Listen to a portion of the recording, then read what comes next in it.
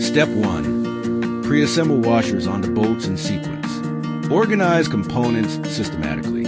Step 2. According to the video, align the base at the same position with the brackets, maintaining hole registration. Secure with pre-assembled bolts and be sure not to tighten them too much. Step 3.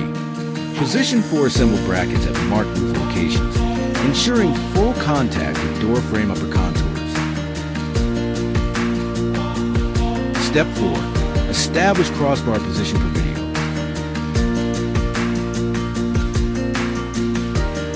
Align crossbar holes with bracket holes.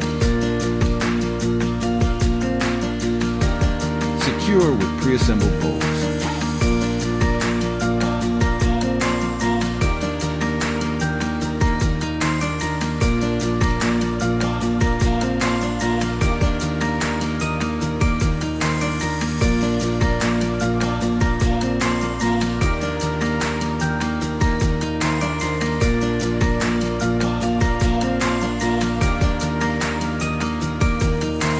Then tighten the bolts on the side of the bracket.